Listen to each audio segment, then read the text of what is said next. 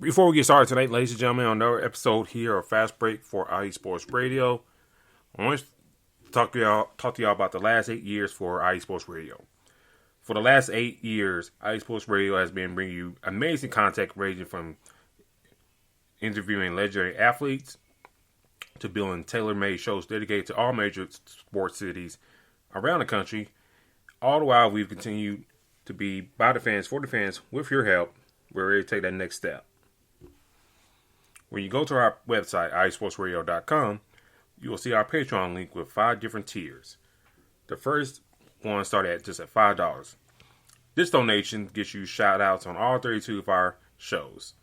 Higher tiers include IE Sports Radio merchandise, access to our podcasting university, and even a chance to be featured on a segment of our flagship show, The Defining Moment. Thank you all very much for continuing to make IE Sports Radio direct free for all your sports. I do want to shout out our 4 Patreon supporters: Bay Area Rays, Marcus, Los Great, Key to the Gate, and Anonymous. Thank you for everyone for making our 8th year anniversary special that much wonderful, and here's to more many years to come. Now to the show.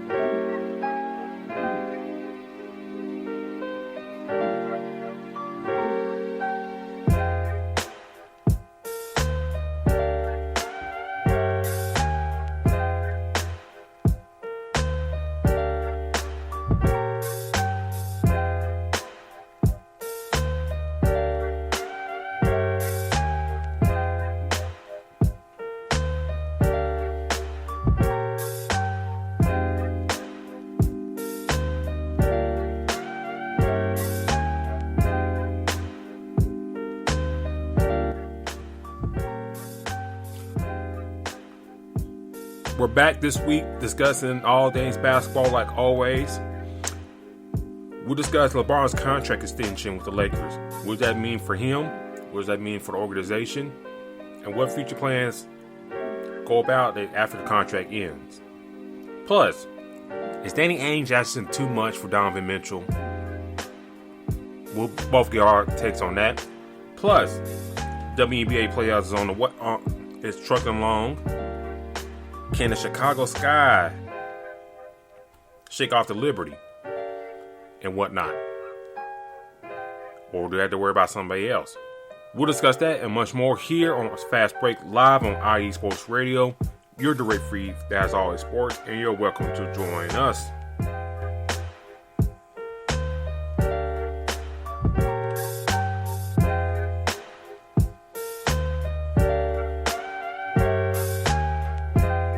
And joining us as you shout tonight, ladies and gentlemen, lots to talk about, lots to get into here this evening.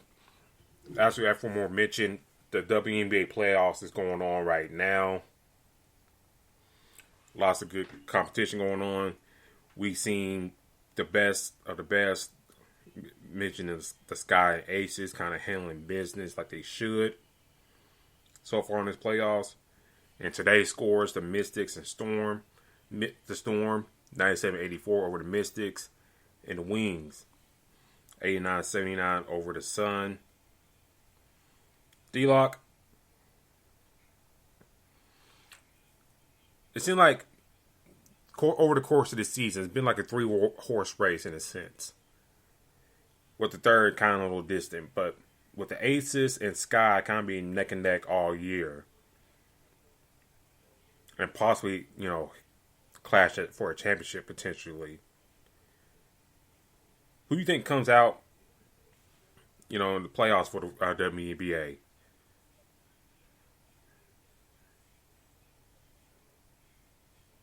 I think it's going to be very tight.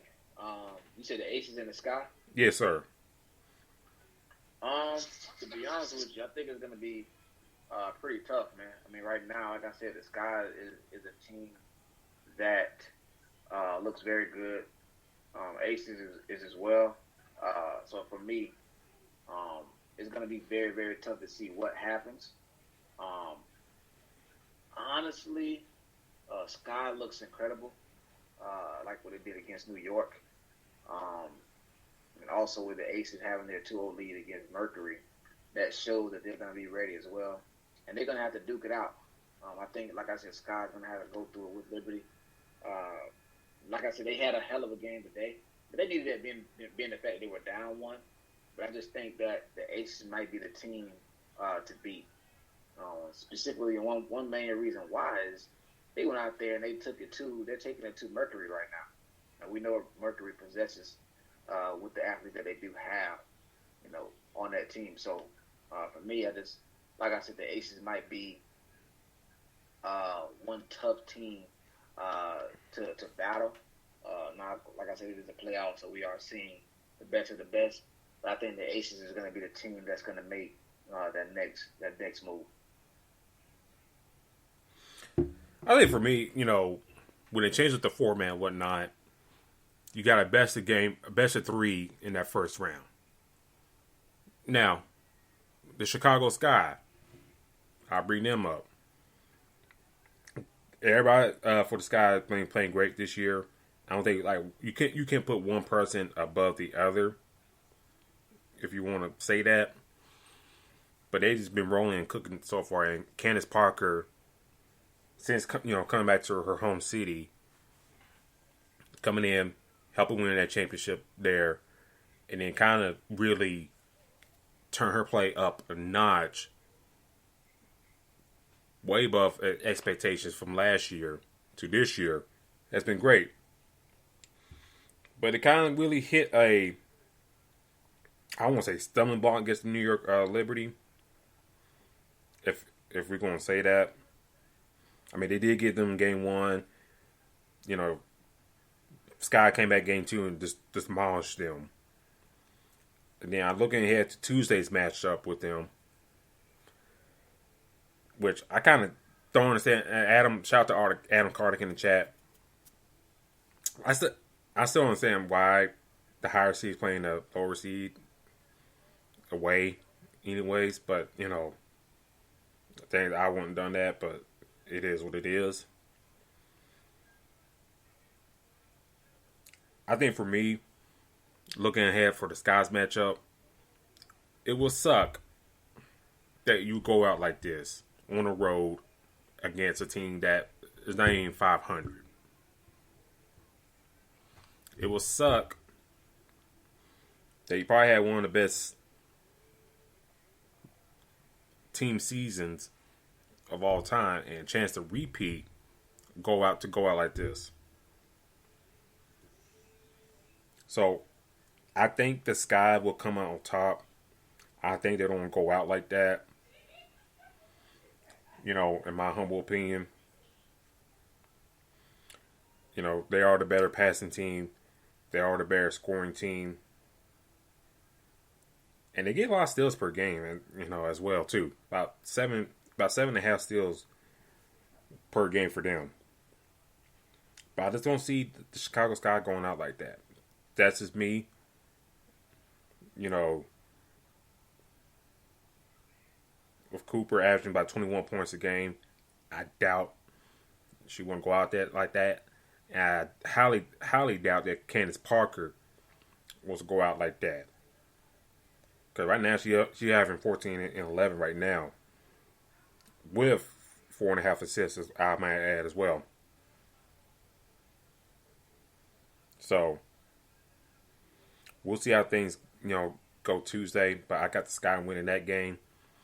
But if the Sky don't win that game, D-Lock, I'm not saying the Aces have a cakewalk to the title, but I think they will have a cakewalk to the title if the Sky loses that game.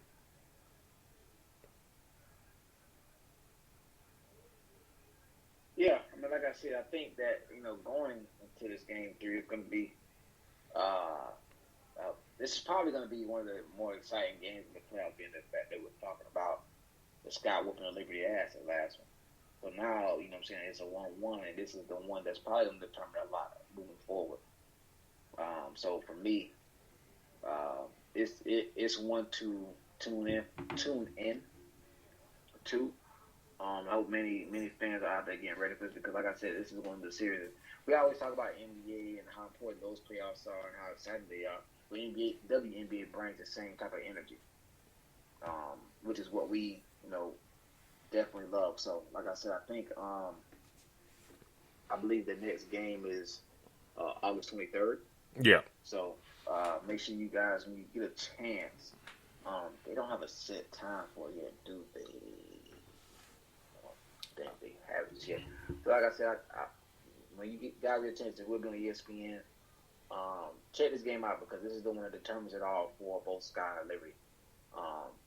Clearly, the first game, Liberty snuck that one out with a up by 7 or win by 7, and then Liberty shows what they are about in the next one. So, like I said, this game 3 is huge out of all, and then get ready for that next round and see what happens.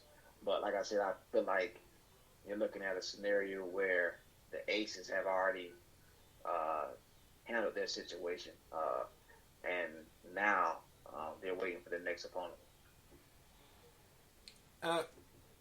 I'll add this on here too. We talked about, the Aces. We talked about the Mercury's kind of struggle and stuff like that. Either we talked on the show here, or we talked about on our Twitter page at Fastbreak at IESR. We all know about the Brittany Griner situation. It sucks. We wish her back home soon. But you push that to the side. That major thing to the side. And that's major. That's hard to do. You had Skylar Diggins, her issues with the organization all year. Maybe with the head coach, butting heads with her. You talking about WNBA storylines. If the Brittany Griner situation wasn't happening, I think that would be a bigger issue right there. And you talking about a player that's been in the league for multiple years. Her having this plug with beef for her coach is not good. And then Dentarius at times, having attitude spats and whatnot, not good. Especially if this is going to be your last year going out like this. So, going back to the Aces, they caught Phoenix at a very good year because, you don't have to worry about grinding down low. Diggins, she pieced out. And Taurasi, great as she is, she's old. And you take advantage of your opponents like that. But the reason why I say it's going to be a cakewalk for the Aces if Chicago lose on Tuesday, if Dallas finds a way to beat Connecticut, and New York finds a way to beat Chicago, which I don't think is going to happen, then if Dallas and New York meet in that next round, then you can try and guess who can come on down top on there. But if you're if you're the Aces, I'm not trying to see Seattle because Sue Bird, her last run as well, I'm pretty sure she won't try and go on top. So I doubt, she's gonna just lay down for the Aces. But that's the reason I said this might be a cakewalk for the Aces for a championship run.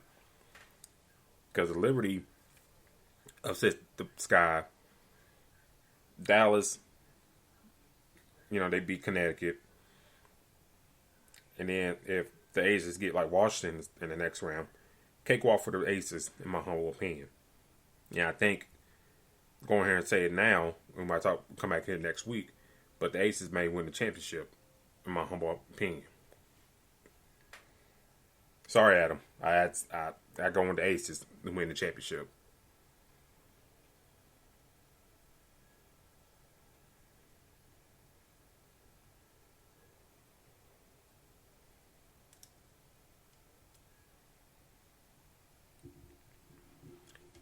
But D-Lock, now we got that. Talk about the WNBA and talk about the ladies and what's going on there. On the other side of the spectrum, as we seen last week, LeBron James has agreed to an extension with the Los Angeles Lakers for 2 more years to be set up with Titletown. What were your thoughts when you saw him agreeing to the extension and whatnot? Do you think he's going to finish out his career as a Laker? Or do you think, like we discussed last week, still trying to team up with his son? What were your thought process when he signed that extension with the Lakers? Well, my biggest deal was to make sure, it seemed like he would make sure he, as everybody say nowadays, he got the bag and secured the bag. So he got the 97, the max deal, the two-year deal, which is huge for him. And even with that being said, I believe they say it's a option after that second year or something to that extent. So it's set up to where he will play at least 1 year with his son. Now, in the back of my mind, what I'm thinking, depending on how these next 2 years go, I really believe that the Lakers are going to try to do anything to get Bronny. So that's going to be something that they're going to try to find a way to do.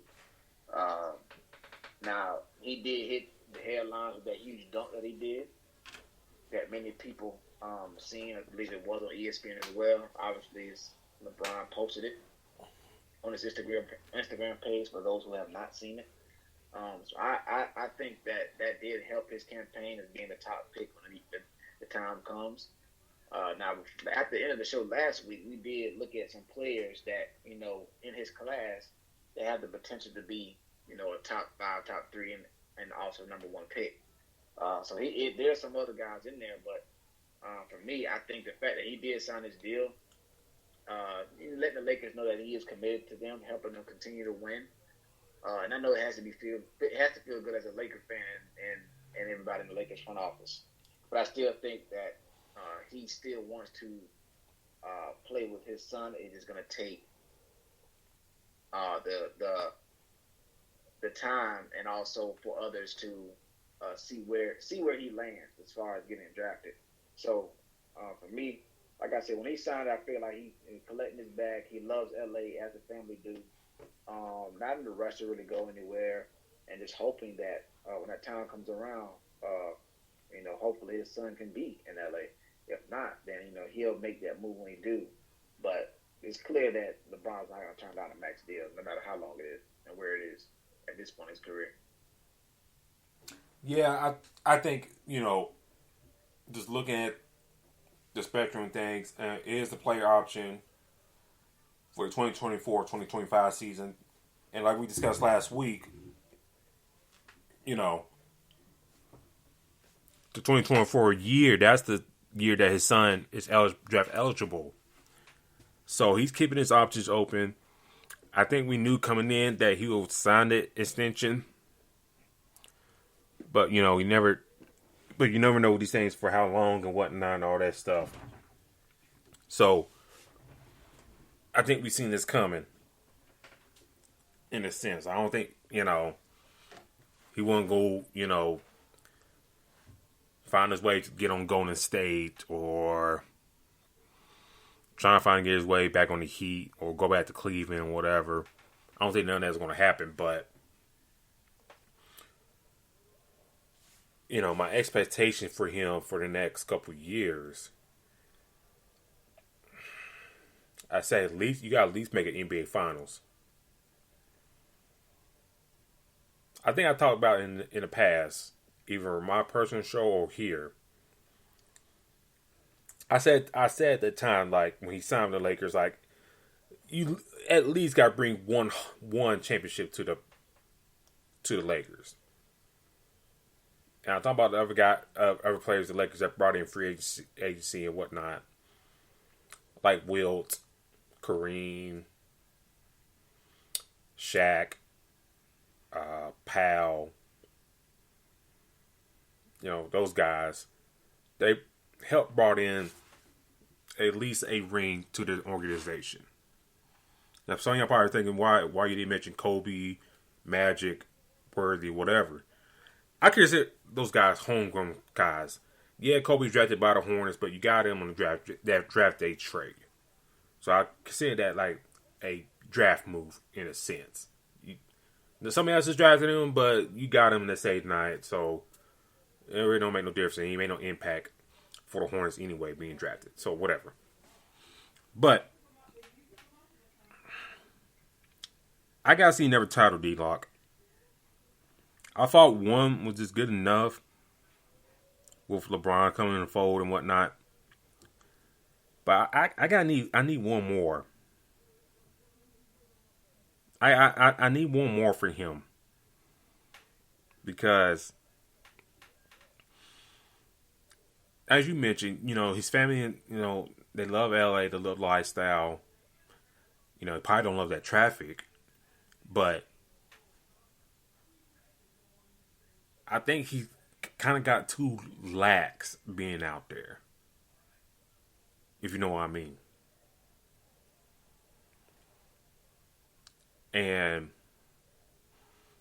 I need that, I need some of that bloodthirsty LeBron back in the fold to kind of trying to come back and show to the league, I ain't tapping out yet. Yeah, some of these injuries might get me, but I ain't tapping out yet. Oh, you trying to crown Giannis as the next face of the league, or Luka as the next face of the league? I'm not going out like that. I need to see at least one more title within this contract for him to solidify himself as one of the Laker greats. That he'll get his statue next to Kobe, Shaq, Kareem, Magic, and whoever else, and get his jersey retired. But D-Lock, I need to see one more ring brought to the fold here. You might see two of them. You know what? Reason I say at least one, you still got to worry about Golden State. Got to worry about Denver with Jokic. He's going to be a problem for years to come. Phoenix, we'll see, but Devin Booker has come to his own along with DeAndre Ayton. Dallas with Luka, we've seen him carry out team to the Western Conference Finals. And it's kind of curious to see what happens if you had another superstar there with him. And then you look on the east side of things. You got Giannis with the Bucks.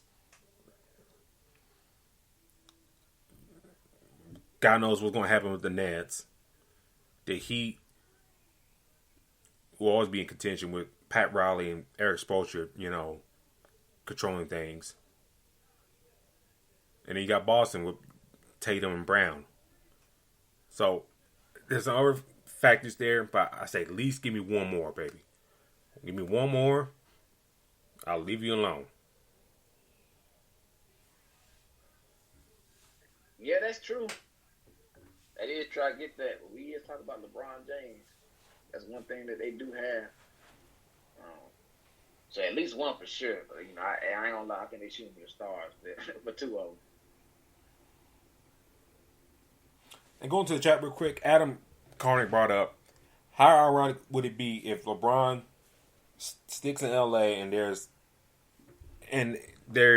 there for Bronny's first draft, only to see Bronny going to the Clippers? Well, Adam, the Clippers gave up a lot of first round capital for Paul George. And they gave us some first round capital for Kawhi Leonard, if I do remember correctly. So the Clippers kind of all in at the moment with Kawhi and Paul George. Now, stranger things have happened. And they think Bronny could be an added piece to the organization. Maybe give up a couple guys to trade up in the first round for him. But I don't see the Clippers, per se, making that type of move. You never say never in the sports business. But I think, as we discussed in the past, I think, like D-Lock, like you mentioned, like OKC, depending on how they are come that draft period, could take a swing for a Bronny for like ticket sales and whatnot. a team like Portland, maybe, because we don't know what they're gonna look like with Dame in a couple of years and whatnot, and they still in a young puppy dog stage. So I think if anybody will gamble on Bronny, it'd be one of the lower tier teams that still hang around the lottery and whatnot, not like a contender. But I think if a contender takes him, I think the assumption is that he's not ready yet, but we're gonna bring him along nicely. But I think the also thing you gotta remember too, if his dad wants to join him, then you got the added pressure to kind of speed up along the process. Not only for Bronny, but for your team as well. And that's what happened with the Lakers here when LeBron joined. Like, some of those guys weren't really ready yet, and then you ship them off, and you see those guys mature and whatnot. I was like, oh, okay. That's how things supposed to look with those guys now. Now the Lakers stuck with Anthony Davis getting called street clothes every chance that he gets, you know. But what you think about that, D-Lock? Could a contending team take a chance on Bronny like the Clippers or like Bucks, for example, Bulls, Heat? See, for Bronny? Yeah, like I think somebody's gonna take him. Like, the reason why I think a team is gonna really consider Bronny is because of like I said, it's a package deal. It's clearly, man. To be honest with you, I feel like before LeBron signed this contract, right? If you'd have asked him which one was more important, him getting that max deal from the Lakers or playing with his son, he would have said playing with his son. So for me, it's that big of a deal. And if it is, now you're looking at a situation where, other teams know that. So now they're going to do everything in their power when that comes around. It's going to be so much talk unless Bronny goes out there and wins wins the NCAA tournament somewhere. When he gets drafted, one big talk is going to be the fact that wherever Bronny goes, LeBron is going to be. So that's going to be something that's going to be talked about a lot. So for me, every team is going to try to make that move. Contenders will be one of them. Now, what I do believe does happen too is maybe the contender is willing to give up a key player to get a Bronny because they know who comes in that package. Yep. So you're looking at, you're talking about the Clippers. Maybe the Clippers are willing to give up a Paul George. Maybe they're willing to give up somebody. I'm not sure who. It's just maybe they're willing to give up somebody to get the opportunity to, hey, you know what, we're going to get a Bronny and get LeBron. Now, obviously, that's going to move next guy's segment as far as Donovan Mitchell. But that's just where I see this situation going, is that a contender is going to be willing to say, hey, you know what, okay, I'm not going to give up this player or that player, but a few of these I'm, okay with, hey, take this player because I know I'm going to get these draft picks and this player in return. So it's going to be worth, is it going to be worth that? And I do see a few contenders, especially if they're one or two pieces away.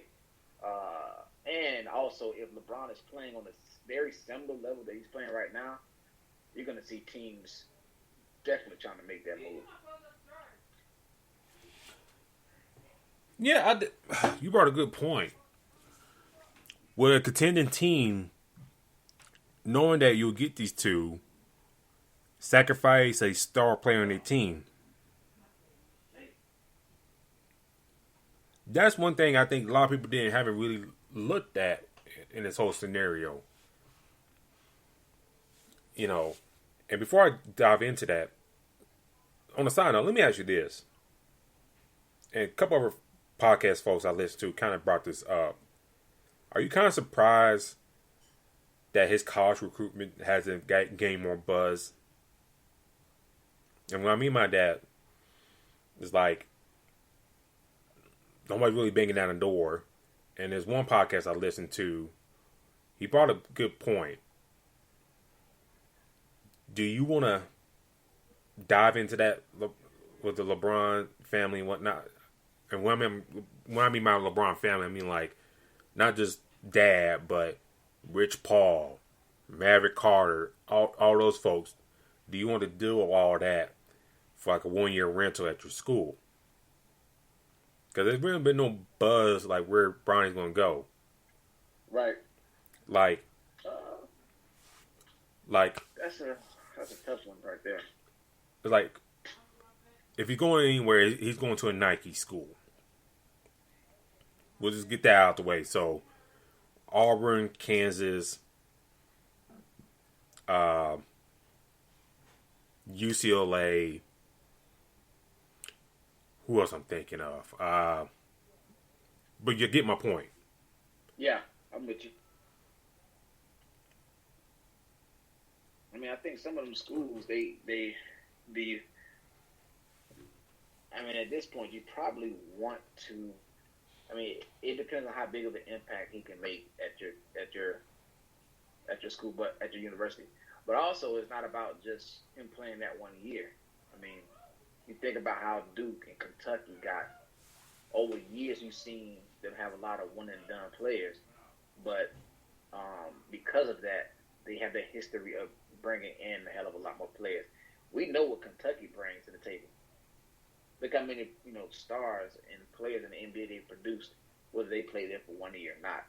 So for me, I think some of these bigger schools or these high schools, they should consider it, because fact is, if you do go ahead and say, hey, you know what, we want to give him an offer, we want him to come out of school, and he plays 1 year, okay, cool. But if he goes pretty high, like it's still out of Ohio State University, like that is what it still will say, regardless of how long he stays.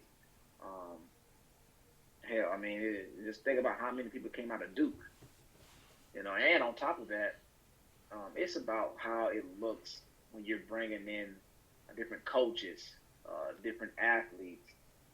So for me, I think that some schools need to take that chance, because I mean, like you said, he hasn't been talked about a lot like that. To be honest, I think 2 reasons. For one, I think he's not that caliber yet in my eyes, and 2, they're already talking about, it's the fact that I believe his father playing in the league with him has probably overshadowed majority of everything. So the fact that they're just like, well, he's just gonna go to school for a year and then he's gonna clear it. That's something that has already been announced and discussed. So for me, like I said, I think that it's gonna be one of these schools that should take that chance to say, hey, you know what, we want to, have him on our team, even if it's for a year. He doesn't seem like a bad kid that has any issues. Clearly, it seems like he has a good history or background in his family background. So I think that, and also where he goes, it'll be people saying, well, damn, is this the same school that LeBron James would have went to? Is his dad in his ear? Those type of things. Those are big things that schools and universities are going to try to use. Everything now is about trying to sell. So a university is going to use every bit of what they can. If they can use a name like LeBron, they will. And I look at it like this way, too, on the business side of things. You could potentially get a shoe, like a new shoe deal out of this, all that. The LeBron shoe brand, all that stuff. I mean, I know Oregon's looking at him, and I doubt. I'm not saying. Oregon will change up their whole brand for him, but because they are already under the Nike family. But Oregon, could they switch up for a year to do LeBron's? Ohio State, can they switch out their brand for LeBron's? Kind of like we've seen, back in the day when Jordan's boys were playing at UCF, and they got those Jordan deals. You know? But I just kind of look at more the business side, like, can we take a gamble for a year, get that name recognition for our school, get in revenue, and then flip side for Bronny, look at all the NI deals you can get. Think about all the NI deals they be just throwing at you for just 1 year. Right. I mean, I know. That's what I think. I mean, that's big right there. Adam brought up the point. I imagine a lot of schools assume Bronny's it's just making the jump after year one, so why push hard? I mean, that's true too. But I want to say this in regards to basketball players. If they, go a different route now, like the G League and whatnot, overseas, and so on, going to college. I'll say this about college: you always got a home if you go to the college route. If all things go good, looking at Rashad McCants, looking at you, sir. But quick story, D-Lock. Everybody knows I live in Alabama, right? Sometimes I go down to Tuscaloosa, hang out and chill and whatnot during the football season. Now, every weekend, they have a little autograph sign with past alum players. And the last time I was down there before, COVID, all that stuff kind of messed up things. Guess who's doing an autograph signing down there as former alumni? Jake Coker and Blake Sims. Ooh. Coming back home. And when I say that, some of y'all probably think, who the heck is that? Well, two guys that played for the Alabama program that people know. And one that helped win a national championship for the program. Didn't do nothing else in the league. I mean, went to the NFL, didn't do nothing. But my point is, you always come back home to get a free drink. Or a free meal. That's why I'm kind of getting that right there. Yeah, that's very true. And with Bronny, and I think LeBron is kind of smart about this. If you could say go to a Kentucky, you got a ready base brand right there that be diehards for you. If you come in, play very well for them and whatnot stuff, you got a fan base for life, basically. If Bronny can help come in that next year and win the championship for Cal and all that stuff, and get Mark Stoops off his back and give him the middle finger, say, hey, fool, I won a championship. There you go. Then that's easy marketing right there for Bronny and them. And then you can come back to Kentucky home and get all the love you want, and then people buying you merch and whatever and stuff like that, all that stuff. So I was looking more at the business side of things. Yeah, you may, like Adam said, you may have to stomach it for a year, but if you play the long game, you get somebody under your wing that can take it, bring it home. Well, let me rephrase my words. You bring somebody back, that person come back every once in a while. That's easy sellouts, autograph signings, whatnot, all that good stuff. So, to tie back to LeBron extension and whatnot, I think where the kid goes and how this ties, if LeBron stays with the Lakers or not for the full 2 years, goes to a lot of ways how things going to play out for the Lakers in their future.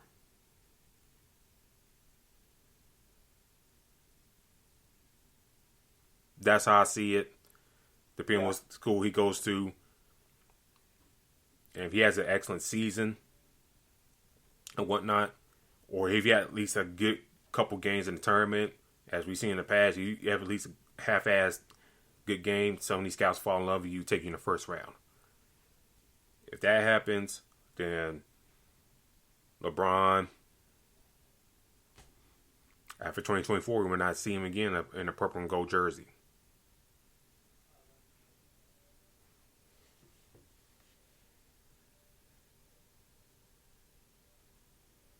Yeah, I mean, like I said, I think that I just feel like the Lakers are gonna try to find a way to get Bron. That's just what I'm thinking right now. But then again, they may just be, you know, hey, you here for a couple of years and then boom. But there is gonna be a contender that's gonna look at how he's playing. Like imagine that last year LeBron comes off the MVP season. Can you imagine what would happen, knowing that his son is about to be drafted? Oh, it's gonna be big. It's gonna be big, and I think it'll be big for draft ratings as well. You know, I think, and for me and you, I think we probably talk positively if Bronny slips through like eighth or something like that. Then would the drama intensify for the viewers and stuff like that? And then you could probably come in with more logic, unlike like the Skip Bayless or something like that, saying, well, we got these guys that are probably way better than him, probably have more defined position than him. Because what, Bronny's only like 6'2", 6'3", so you got these other guys ahead of him. That's why he probably fell.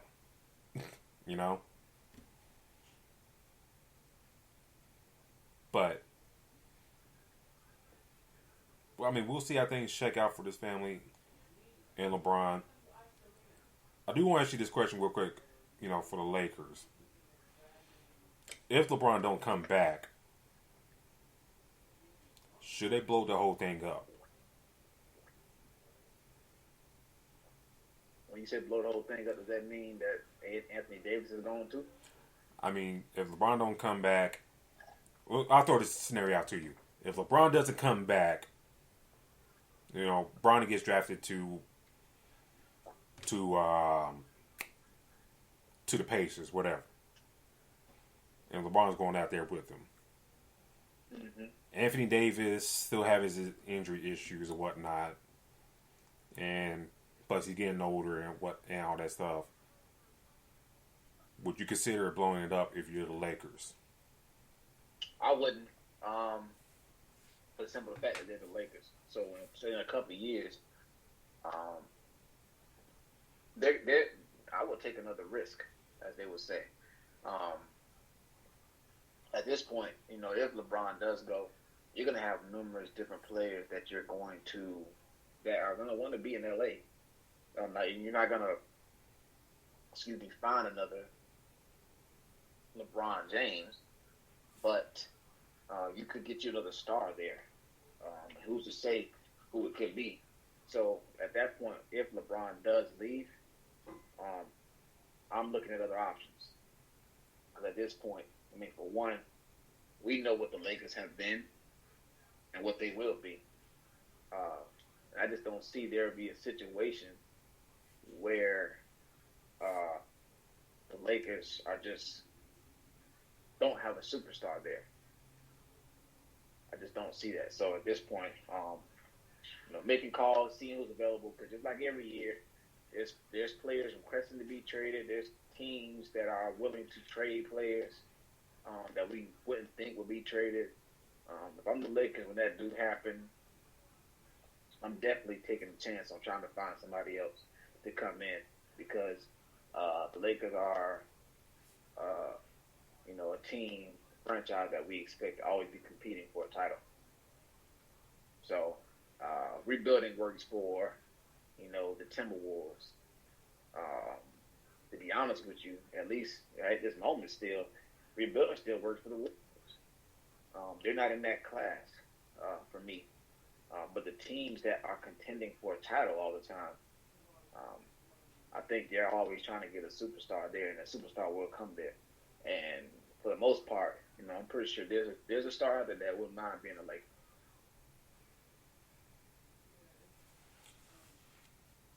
Yeah, I always been on the boat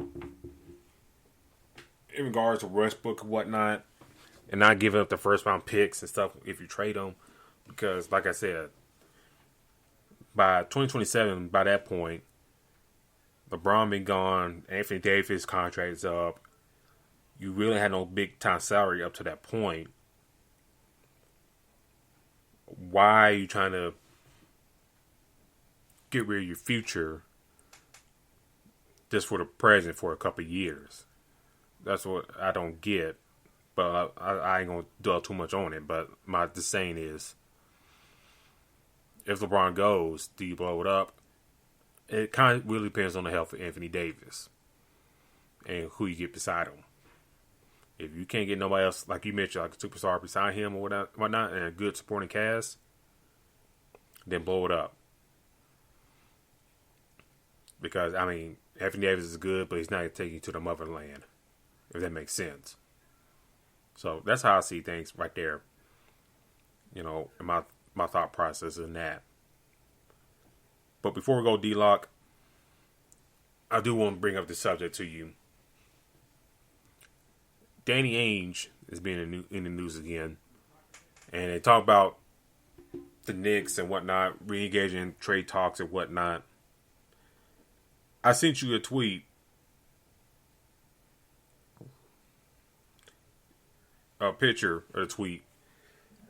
What the Knicks have to give up potentially for the Jazz. And I'll read that for the audience here. In a potential Donovan Mitchell trade, the Knicks will have to offer 8 first-round picks, including 3 pick swaps.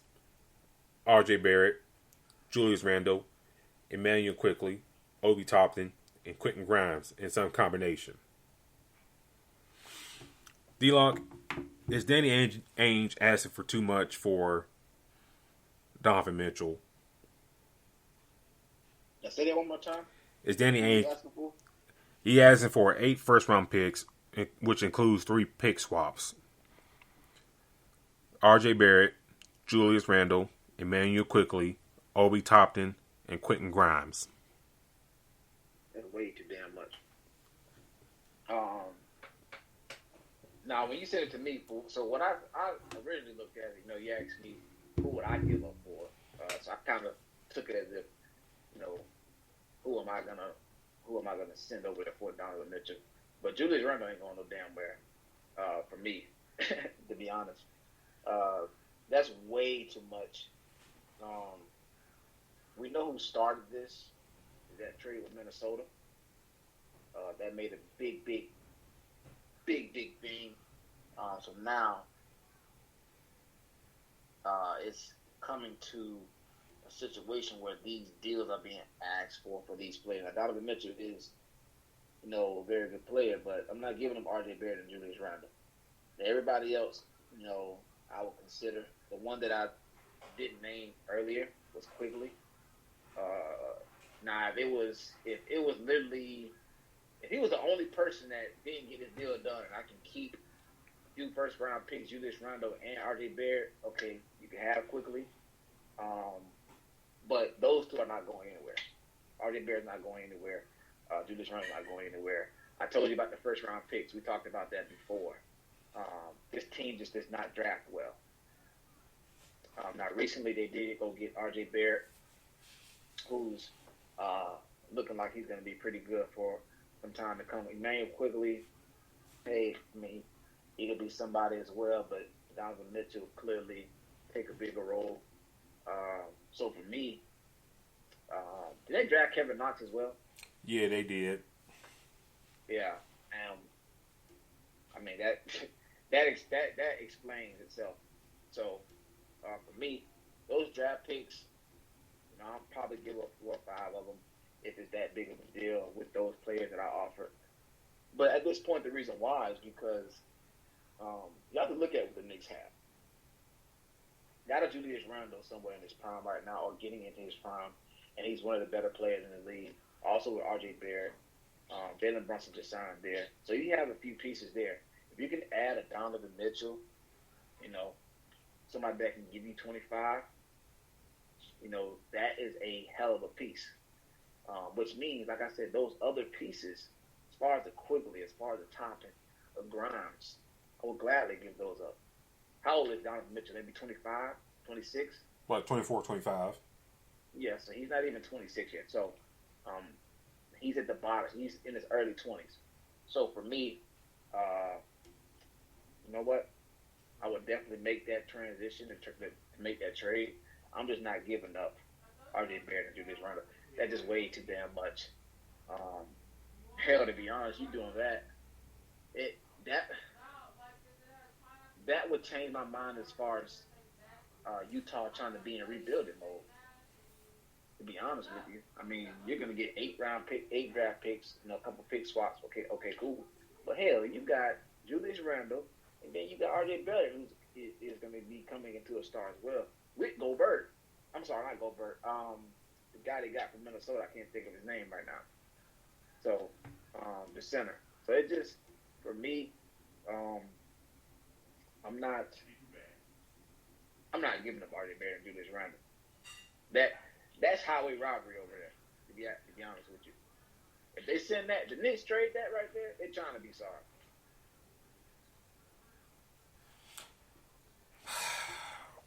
I think for me, and I've been seeing reports saying that the Knicks don't view RJ Barrett as like a person that they won't give the max extension to. Kind of like, with Phoenix and DeAndre Ayton. They don't view Barrett like that as well. So that's one thing to kind of look at right there. Do they give up RJ Barrett? But it seems like Danny Ainge is kind of hot on getting Quentin Grimes in the trade to restart his rebuild.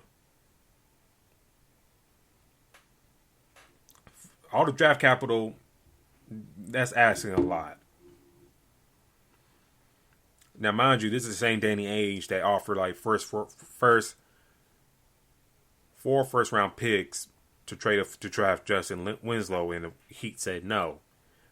Now, kind of probably looking back at it now, the Heat probably kicking themselves for not doing that trade. Nevertheless, it's like if Danny Ainge gets this trade go through for multiple picks and whatnot, what's he really going to do with it? That's my big question. What is he going to do with it? Yeah, people can point out in Boston, like, yeah, he drafted Tatum, Brown, and whatnot, and Marcus Smart, and they got that trio there. But I feel like at times, though, you could have added some more pieces to that young group. Now, granted, yeah, he did bring in Al Horford, and that was a plus. And he should have made a better effort to keep Al Horford in the fold. But you're in a different time situation in Utah, man. And I'm not saying free agents don't go to Boston and whatnot, or people going to open to going to Boston, but they damn sure ain't going to open to go to Utah. They're really not. So they ain't really, and I think I looked this up a couple weeks ago, something like that. Like, these other NBA cities, they're like 8 hours away driving wise,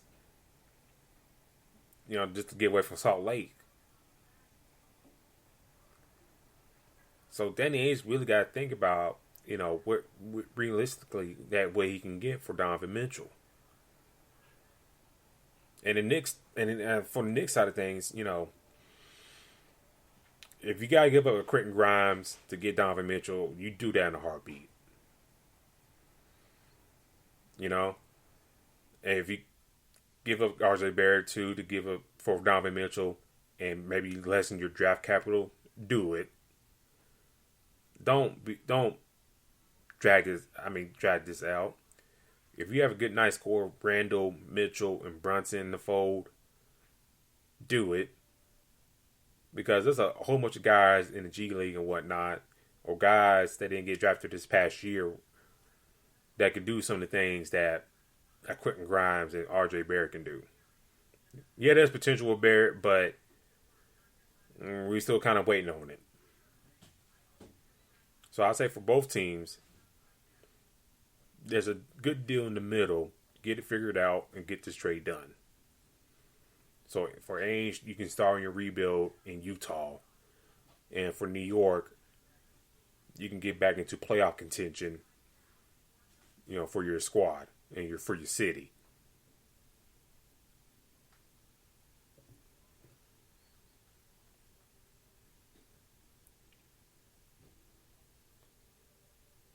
That's what I mean. Like, for me, I just feel like I understand the mindset of rebuilding, but damn, like, if that's the case, then don't move for a Julius Randle. I feel like that's just a trade that they're trying to. Because I feel like that type of trade, like, I feel like they're doing that, and then they're gonna possibly move off of him, for another trade. So, because it seems like they're trying to accumulate a lot of picks, which is fine. If you're gonna do that, that's cool. But at this point, certain players, like I said, I'm just not giving up at this point for the Knicks. If you do all that, what would be the point of making that trade?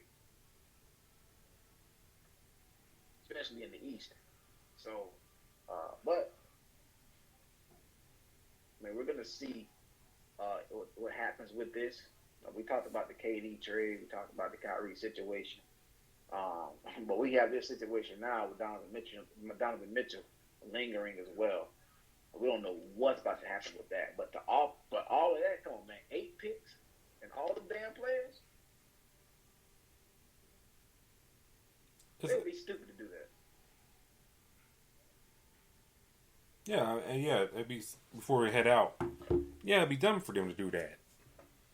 And I know, and that's saying a lot for the Knicks. They've done some dumb deals over the past 20 years. But if Leon Rose can figure this out and get Mitchell in the fold, I think that will go a long way for New York to stay at least playoff relevant for the next 5 years.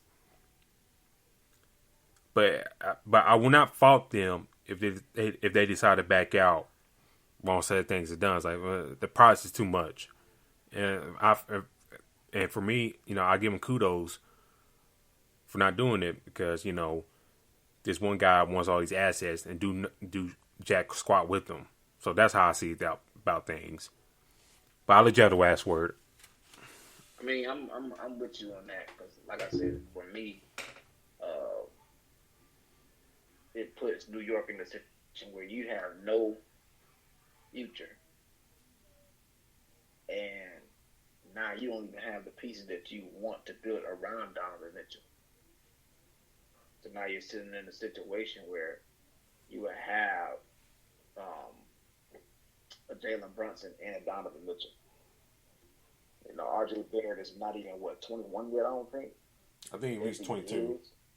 Oh, he's 22. Yeah, so he's just so young to where he's still a piece that you can build with, regardless. So, for me, it wouldn't make any sense to go ahead and send all the players just for one person, especially of the caliber. Like, Donovan Mitchell is a great player, but I ain't giving up all that. I'm sorry. I just ain't. Hell, I don't know if I'd do that. Well, I mean, even for like somebody as a cowboy, Kevin Durant, I probably wouldn't do that. That's just way too much. But I think they threw that out there to see what they was gonna do. You know what I'm saying? Just to see, okay, if you gonna take this, I hang up the phone when they ask that.